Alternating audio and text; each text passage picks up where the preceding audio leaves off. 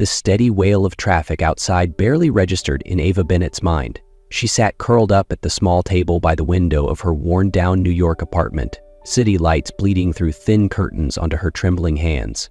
In front of her, a stack of medical bills loomed like a verdict. $38,000, 0 cents. The cost of keeping her mother alive. The strongest woman she had ever known was dying of late-stage cancer, and Ava had nothing left to give but overtime hours, instant noodles, and fragmented sleep. She worked 3 jobs, each one draining the last bit of energy she had. Her main shift in the morning was at Maple and Ink, a quiet, cozy bookstore cafe tucked in a corner of the restless city. It smelled of fresh espresso and old pages, a small reprieve in a world that never slowed down. But peace didn't pay hospital bills. She shoved the papers into her backpack, her nails digging into her palms, as if pressing hard enough could keep everything from falling apart. Her morning shift started in less than an hour. She hadn't eaten since yesterday. The face in the mirror reflected sunken eyes, hastily tied hair, and the hardened look of someone too used to survival. Ava had once been a literature major, dreaming of becoming an editor. But dreams didn't last long in a city that demanded everything and gave nothing back. Now, all she had left was reality. A life lived paycheck to paycheck, one shift at a time. At Maple and Ink, she hung up her coat, tied on her apron, and forced a breath through tight lungs. Then she smiled, a rehearsed, mechanical smile, and stepped behind the counter. A new day had begun, though for her, the days never truly ended. They just blurred together. A cycle of exhaustion, responsibility, and the fragile hope that someday things might get better. The Maple and Ink cafe felt warmer than usual that morning. Sunlight streamed between dusty bookshelves, blending with the scent of espresso and aged paper. A kind of peace Ava no longer had time to feel. She had just finished tying her apron when the doorbell chimed. He walked in like the world belonged to him. Julian Hart, a perfectly tailored gray suit, steel-colored eyes, and the presence of someone who had never been told no. Ava had served him many times over the past 6 months, always the same order, double espresso, no sugar, and in all that time he had never once looked at her. Until today. She felt his gaze on her as she picked up the marker to write the name on his cup. "Your name?" Ava asked, her tone steady, just like always. Julian raised an eyebrow slightly, his eyes scanning her face. "Are you new here?" Ava's professional smile didn't falter, though a flicker of irritation sparked beneath it. "Not quite. I've been working here 6 months. You just never noticed." A ghost of a smile touched Julian's lips, as if she just managed to intrigue him. An oversight, clearly. He pulled out a sleek black card and swiped it without glancing at the screen. Then he looked at her directly. "Skip the coffee. Have dinner with me." Ava blinked. The invitation was delivered without hesitation, like he was offering her a paper bag, not a proposition. She had dealt with wealthy men before. Most carried the same weapon, the assumption that people would say yes. Julian Hart was no different. She pushed the card back toward him, slow but firm. "I don't date customers, Mr. Hart." There was no embarrassment on his face, only a lazy smirk and the subtle tilt of his head like he was playing a game he was certain to win. "Everything has a price," he said softly, eyes flicking to the name tag pinned to her apron. "It's just a matter of finding the right number." It was polite, it was smooth, it was a knife. Ava's chest tightened. He wasn't speaking in generalities. He was testing her pride, her boundaries, the thin lines she walked every single day. She set his cup down on the counter with a sharp motion. "Your coffee will be ready at the end of the bar, and don't come back." Julian chuckled quietly, entirely unbothered. He reached into his jacket and pulled out a black business card, his name embossed in silver. On the back, a single line. $1 million one night. His voice came quiet, deliberate. "You look like someone who could use the money." Ava stood frozen. Her heart pounded, her face flushed. Shame, anger, humiliation. She wanted to tear the card apart, scream, tell him to go to hell. But that number, $1 million lodged itself in her chest like a cruel whisper. She thought of the bills, her mother in that sterile hospital room, the hours she couldn't buy back, and the truth hit her like a punch. No one was coming to save them.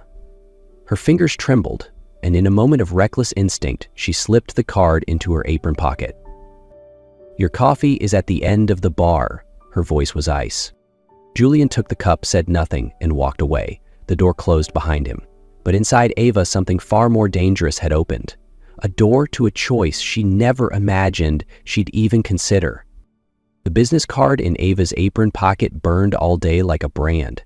She poured coffee, smiled at customers, repeated names with mechanical rhythm. But inside, her mind was locked in a suffocating room where one sentence kept repeating, $1 million, one night. She hated herself for not throwing it away. But she couldn't stop thinking about it. That number, that door, that whispered thought inside her, just one night, just once, your mother needs to live. By the time her shift ended, Ava dragged herself home. Her mother was asleep, the oxygen machine hissing gently beside the bed. The room was still, but the silence screamed. Another bill on the table, $4,275.00 for the next round of testing. No insurance, no backup, no more time. She sank into a chair, her hands trembling, not from fear, but from truth.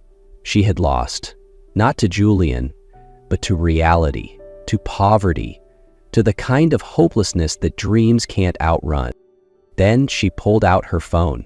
Her fingers didn't resist this time. 3 rings. Ava. His voice came calm, composed, dangerously familiar, as if he'd known all along she would call. "I hate you," she whispered, like it was her last line of defense. "That's okay," Julian said gently. "I only need your answer." Silence. Then, from a voice that didn't sound like her own, "Tomorrow night, send me the address." Time became a blur, and suddenly she was standing in front of the Hartmore Hotel, staring up at the cold, glowing glass. The city reflected back at her, dazzling and distant.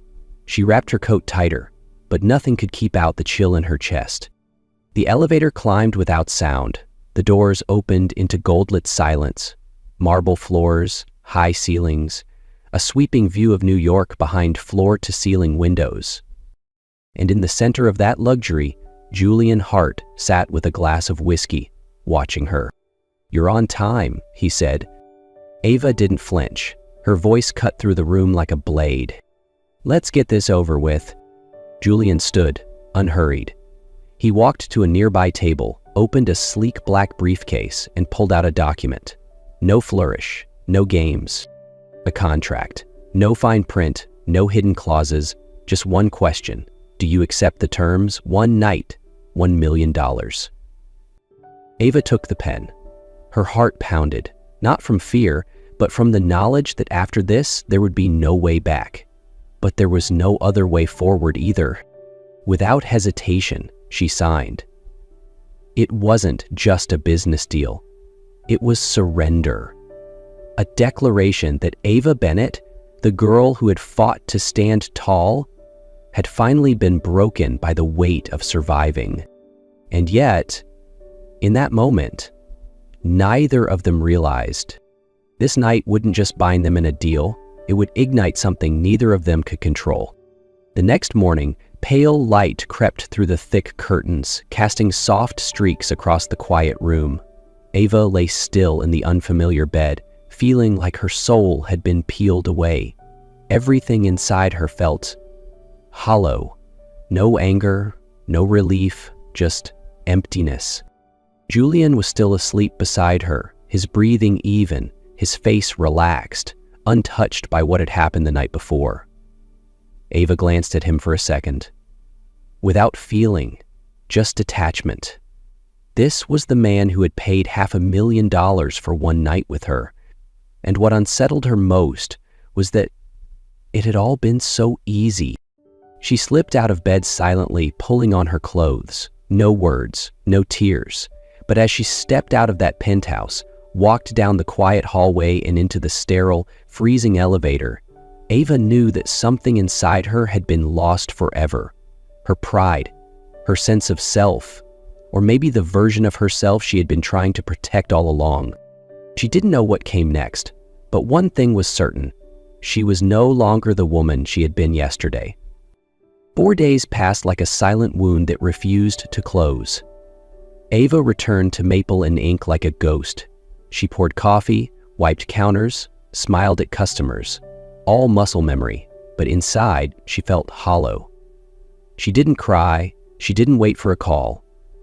Julian had vanished, not just from her phone, but from the world, as if that night had never happened.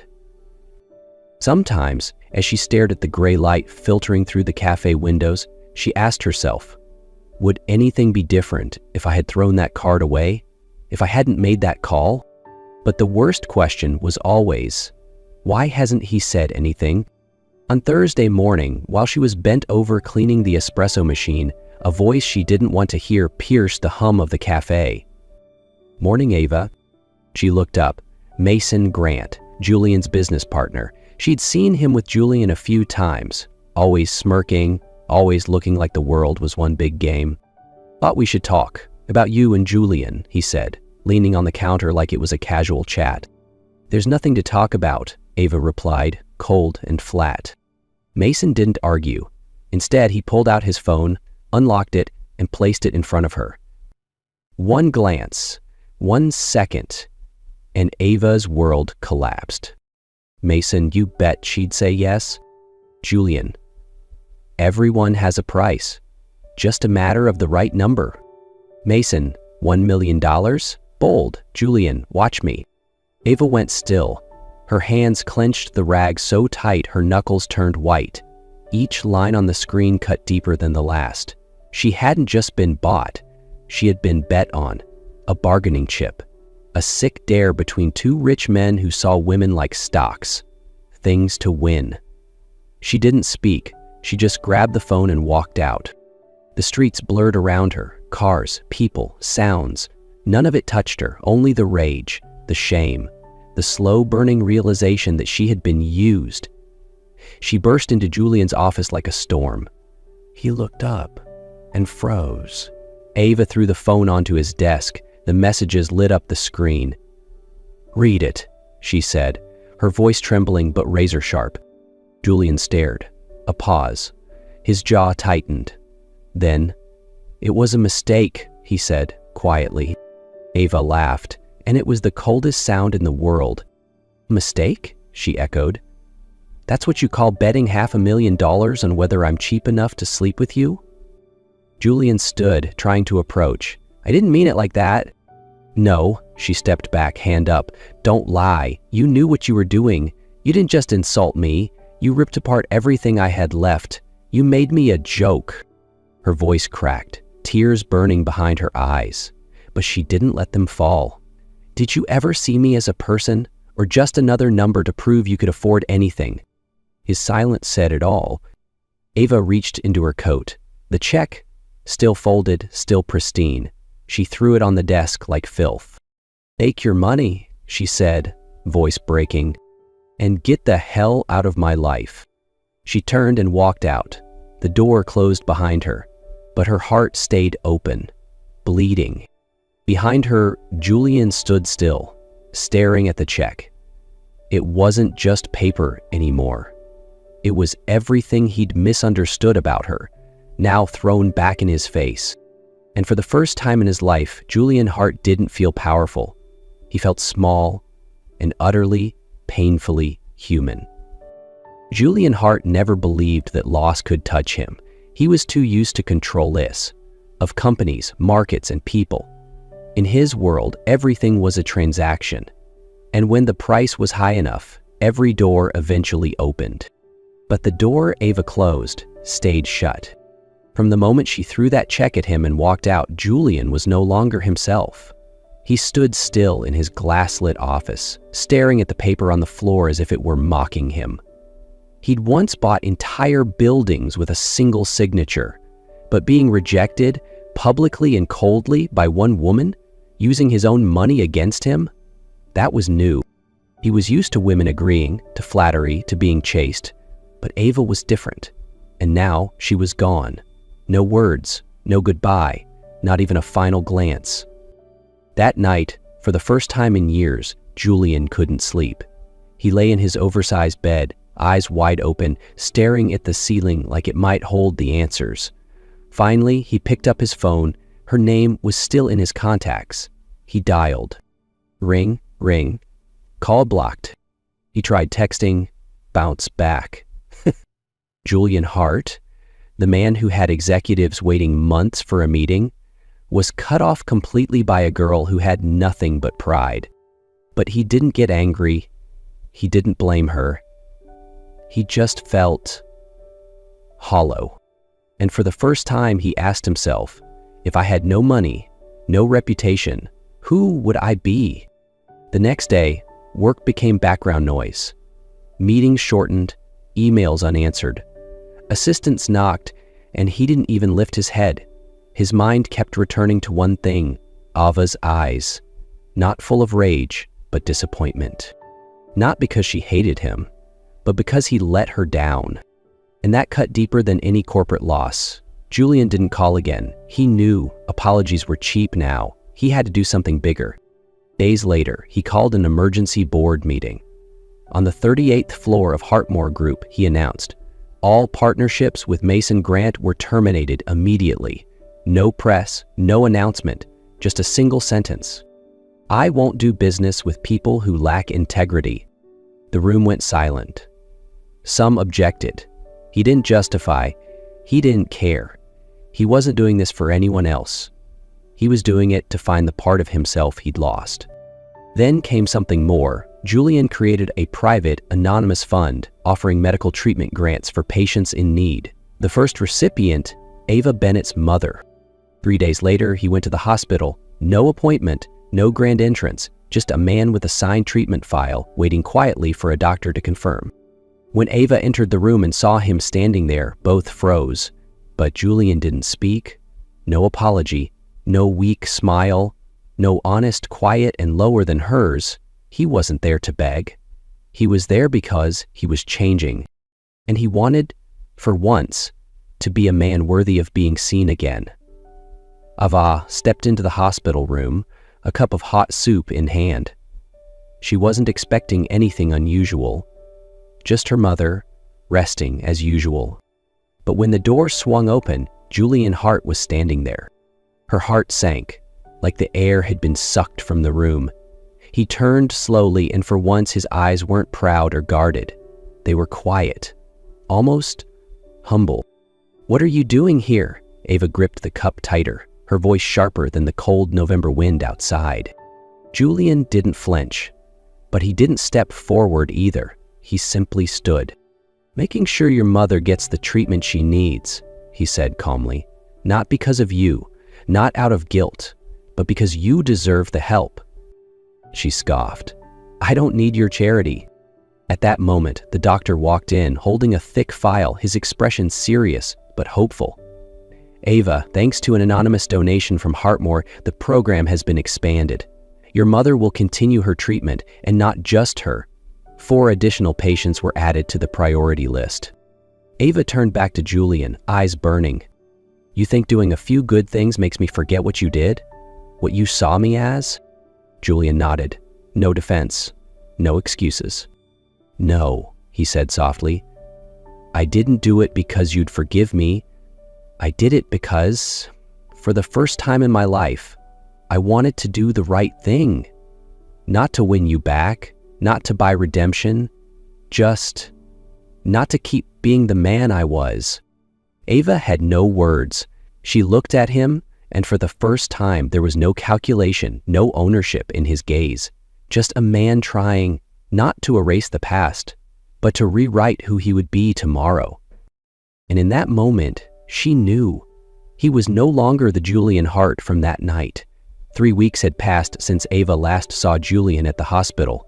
3 weeks of silence, no texts, no calls, no unexpected shadows lingering outside Maple and Ink like she once half expected. But his name was everywhere in the headlines. Hardmore Group severs ties with Hale and Grant Investments. Julian Hart restructures internal leadership, shifts focus to humanitarian initiatives. Ava didn't trust media spin. He was too good at controlling narratives. But deep down, she knew what happened at the hospital hadn't been for show. No investor made quiet donations and walked away from credit like that. Especially not Julian Hart, whose name once appeared on every plaque, every press release. But this time, there was no signature, no photo op, just silent change, left behind like a trail only Ava would ever follow. She had tried to forget him, thrown herself into work, 2 shifts a day, hospital visits, bills, piling faster than she could count. But at night, when the city exhaled and the noise died down, his name echoed in her head, not as the man who had hurt her, but as someone trying to become more. Then, one night, at exactly 1:17 a.m., her screen lit up. Julian Hart. Unblocked. A message blinked onto the screen, a quiet whisper in the dark. I know I can't change the past, but I'm trying to be a man worthy of forgiveness. If you're willing to listen, meet me. No contracts, no money, just 2 people, and maybe a new beginning. Ava sat on her bed, gripping her phone like it might shatter if she let go. Her heart pounded, not out of affection, but from the sheer weight of what those words carried. Part of her wanted to delete the message, but another part, the part that saw him standing silent at the hospital, the part that heard the doctor talk about anonymous generosity, couldn't look away. She read it 3 times, and each time it felt different. Finically, her fingers moved slowly across the screen. Tuesday, 8 p.m. Maple and Ink closes at 7. I'll have coffee ready. Message sent. Ava sat there, phone still in hand, not because she was waiting for a reply, but because for the first time in a long time, she had just opened a door she never thought she'd be willing to unlock. Tuesday arrived faster than Ava expected. She could barely concentrate all day, her hands trembling slightly as she made drinks, eyes darting to the wall clock every hour. Maple and Ink closed at exactly 7 p.m. She cleaned the counter, straightened chairs, dimmed the lights just a bit. The quiet was almost unnerving, and everything from the scent of coffee to the window side table felt like she was standing on the edge of something. Unnamed. At 7:58, a car pulled up outside. Julian stepped out. Not in a suit, no tie, no presence of a billionaire CEO, just a man in a simple coat, walking through the night. The door opened, he entered, their eyes met, no anger, no tension, just 2 people who had hurt each other, now trying not to retreat. "You're early," Ava said, already seated, hands wrapped around a steaming cup of coffee. "I'm always early," Julian replied, and for the first time there was no arrogance in his voice. He sat down across from her, not too close, no reaching out, just being there. They were quiet at first. The ticking clock on the wall was the only sound between them. Then Julian spoke. "I used to believe everything had a price, that control was the only way to avoid getting hurt." He paused. "But you were the first person to show me not everything in life can be bought." Ava looked at him. Her eyes weren't sharp anymore, but they weren't soft yet either. "And now you think a few good deeds undo all of it?" Julian shook his head slowly. "No, I don't want to erase anything. I just hope maybe I can begin again, without hiding who I really am." Silence again. Then Ava gently set her cup down. "Just coffee," she said. Julian smiled. No bravado, no challenge. "Just coffee," he echoed. And in that moment, there was no transaction, no condition, just 2 people sitting across from each other in a quiet bookstore cafe, letting hope rise with the warmth of a New York evening. After that first quiet meeting, Julian didn't try to win Ava back. No texts, no flowers, no carefully worded apologies. He only did one thing. He showed up, consistently, respectfully, quietly. Each morning, when Ava opened Maple and Ink, a cup of coffee sat waiting on the doorstep. No name, no brand, but she knew. Beneath it, always a note. Some handwritten lines, sometimes neat, sometimes rushed. Told today, don't forget your coat. You're doing better than you think. I don't expect you to come back. I just don't want you to feel alone. Ava never responded, but she read them. Every word, every letter slipped through the cracks she'd sealed shut. In the evenings, when she locked up late, Julian would often be there, sitting in the corner with a book. Always the same kind. Quiet literature, no distractions. He never spoke unless she did. When she shut the lights, he'd rise, follow behind at a distance. Never beside her, never ahead, just close enough. Once, when she turned around, he was gone.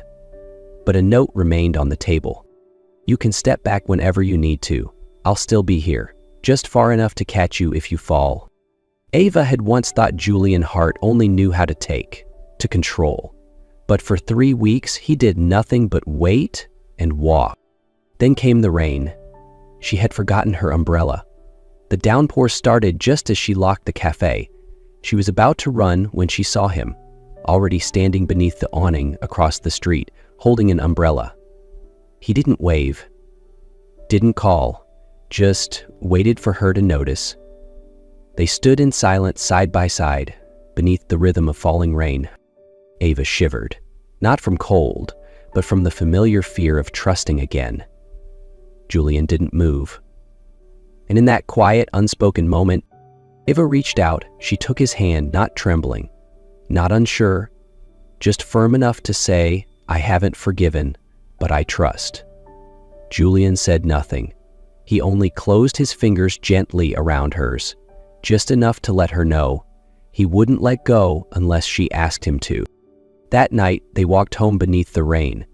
No hugs, no promises, no confessions, only a hand in a hand and 2 hearts finally learning to beat in the same rhythm again. That night, the rain fell like a soft lullaby, steady, quiet, never harsh. Ava and Julian walked together beneath a small umbrella. Her hand rested in his. Not tight, not loose, just enough to remind her she wasn't alone anymore. As they neared the hospital, Ava suddenly paused. Do you want to come up and see my mom? She asked, her voice careful, uncertain, as if she surprised herself by saying it. Julian nodded without hesitation. He didn't walk in with bravado, but neither did he shrink. He entered as a man ready to face the consequences, and the family of the woman he once hurt. The hospital room was quiet, clean. Ava's mother was reading, eyes lighting up as she saw her daughter, but when she spotted Julian walking in behind, her smile faltered. Good evening, ma'am, Julian said, voice low and respectful. She gave a curt nod. I know who you are. Julian didn't defend himself. I understand if you don't want me here, he said honestly. The woman looked at him, long and slow, before turning to Ava with that same quiet knowing only mothers carry. I also know the look in my daughter's eyes when she starts falling for someone, whether she wants to admit it or not. Ava looked away, her face flushing. Julian glanced at her, surprised but silent. Then her mother did something neither of them expected. She placed her book down, reached out, and took Julian's hand, placing it into Ava's. Her touch was soft, deliberate, a quiet acceptance. You hurt her, she said, not with anger but with calm clarity. I don't need apologies.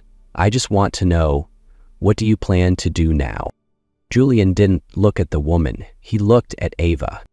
And with a quiet firmness, he said, I won't promise I'll always be perfect, but I promise not to leave, not to let her carry things alone, and I'll protect her with everything I have. Ava stared at him. No tears, but her lips trembled. Her heart ached, not from pain, but from the unfamiliar warmth of being truly chosen. For the first time, she wasn't someone to win back. She was someone to stand beside. And he was ready to stand after that night at the hospital. Ava no longer kept Julian at the edge of her life. He didn't rush in, and he didn't demand anything. He just showed up. In the small moments that matter most. They started with quiet mornings cleaning the cafe together, slow evenings with few words shared, and late-night visits to the hospital. Julian never reached first. He waited until Ava took his hand, and every time she did, it meant something more. One evening, after locking up maple and ink, Julian paused by the table where they'd first met. A single espresso sat on the table, exactly like before. Beside it, a small box and a folded note. Love doesn't begin with perfection. It begins when we accept the flaws and choose to stay anyway. Ava opened the box. Inside, a simple silver ring. Julian didn't kneel. He just stood there, eyes meeting hers, not with arrogance, but with the quiet truth of a man who had stayed every day without asking for anything in return. "Will you marry me?" he asked, softly, like asking, "Are you okay?" Ava laughed, a laugh that came from somewhere deep. She didn't answer with words. She just stepped forward and took his hand, like she always did when it mattered most. Their wedding was small, held in her mother's backyard. No stage, no spotlight. Just the people who had stayed when things were hard. Julian held her hand again and whispered, "I won't promise forever, but I promise that if you look for me tomorrow, I'll still be standing right here." Time didn't heal everything, but it softened the edges. 3 years passed. Quietly, gently, like a city learning how to exhale again.